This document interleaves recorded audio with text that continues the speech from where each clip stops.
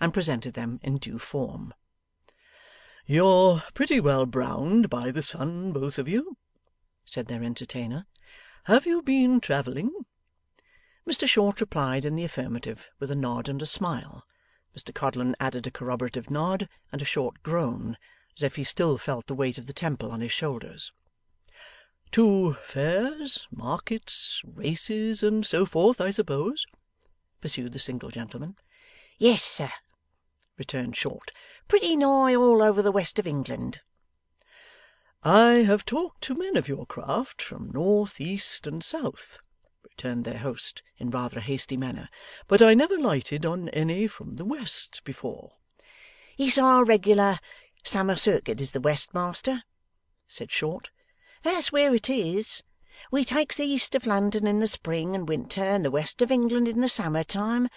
Many's the hard days walking in rain and mud, and with never a penny earned, we've had down in the west.' 'Let me fill your glass again. Much obliged to you, sir, I think I will,' said Mr Codlin, suddenly thrusting in his own and turning Short's aside. 'I'm the sufferer, sir. In all the travelling, and in all the staying at home, in town or country, wet or dry, hot or cold, Tom Codlin suffers. But Tom Codlin isn't to complain for all that. Oh no, Short may complain, but if Codlin grumbles by so much as a word, oh dear, down with him directly. It isn't his place to grumble. That's quite out of the question.' 'Codlin an't without his usefulness,' observed Short with an arch look, 'but he don't always keep his eyes open. He falls asleep sometimes, you know. Remember them last races, Tommy?' 'Will you never leave off aggravating a man?' said Codlin. 'It's very like I was asleep when 5 and 10pence was collected in one round, isn't it? I was attending to my business, and couldn't have my eyes in 20 places at once, like a peacock, no more than you could. If I an't a match for an old man and a young child, you an't neither, so don't throw that out against me, for the cap fits your head quite as correct as it fits mine.' 'You may as well drop the subject, Tom,' said Short. 'It isn't particularly agreeable to the gentleman, I dare say.' 'Then you shouldn't have brought it up,' returned Mr Codlin, 'and I ask the gentleman's pardon on your account, as a giddy chap that likes to hear himself talk, and don't much care what he talks about, so that he does talk.' Their entertainer had sat perfectly quiet in the beginning of this dispute, looking first at one man and then at the other, as if he were lying in wait for an opportunity of putting some further question, or reverting to that from which the discourse had strayed. But, from the point where Mr Codlin was charged with sleepiness, he had shown an increasing interest in the discussion, which now attained a very high pitch. 'You are the 2 men I want,' he said. 'The 2 men I have been looking for and searching after. Where are that old man and that child you speak of?' 'Sir,' said Short, hesitating and looking towards his friend. 'The old man and his grandchild who travelled with you. Where are they? It will be worth your while to speak out, I assure you. Much better worth your while than you believe. They left you, you say, at those races, as I understand. They have been traced to that place, and they're lost sight of. Have you no clue? Can you suggest no clue to their recovery?' 'Did I always say, Thomas,' cried Short, turning with a look of amazement to his friend, 'that there was sure to be an inquiry after them 2 travellers?' 'You said,' returned Mr Codlin, 'did I always say that that 'ere blessed child was the most interesting I ever see? Did I always say I loved her and doted on her? Pretty creetur!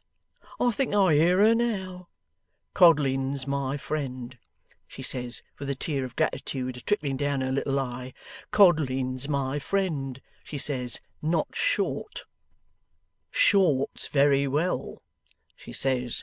'I've no quarrel with Short. He means kind, I dare say, but Codlin,' she says, 'has the feelings for my money, though he mayn't look it.' Repeating these words with great emotion, Mr Codlin rubbed the bridge of his nose with his coat sleeve, and shaking his head mournfully from side to side, left the single gentleman to infer that, from the moment when he lost sight of his dear young charge, his peace of mind and happiness had fled. 'Good Heaven!' said the single gentleman, pacing up and down the room. 'Have I found these men at last, only to discover that they can give me no information or assistance? It would have been better to have lived on in hope from day to day, and never to have lighted on them, than to have my expectations scattered thus.' 'Stay a minute,' said Short. 'A man of the name of Jerry, you know, Jerry, Thomas?' 'Oh, don't talk to me of Jerrys,' replied Mr Codlin. 'How can I care a pinch of snuff for Jerrys, when I think of that 'ere darling child? Codlin's my friend, she says. Dear good kind Codlin, as is always a devising pleasures for me. I don't object to Short, she says, but I cotton to Codlin. Once,' said that gentleman reflectively, 'she called me Father Codlin. I thought I should have bust.' 'A man of the name of Jerry, sir,' said Short, turning from his selfish colleague to their new acquaintance, 'what keeps a company of dancing dogs, told me, in an accidental sort of way, that he had seen the old gentleman in connection with the travelling waxwork, unbeknown to him. As they'd given us the slip, and nothing had come of it, and this was down in the country that he had been seen, I took no measures about it, and asked no questions. But I can, if you like.' 'Is this man in town?' said the impatient single gentleman. 'Speak faster.' 'No, he isn't, but he will be to-morrow, for he lodges in our house,' replied Mr Short, rapidly. 'Then bring him here,' said the single gentleman. 'Here's a sovereign apiece. If I can find these people through your means, it is but a prelude to 20 more. Return to me to-morrow, and keep your own counsel on this subject, though I need hardly tell you that, for you will do so for your own sakes. Now, give me your address, and leave me.'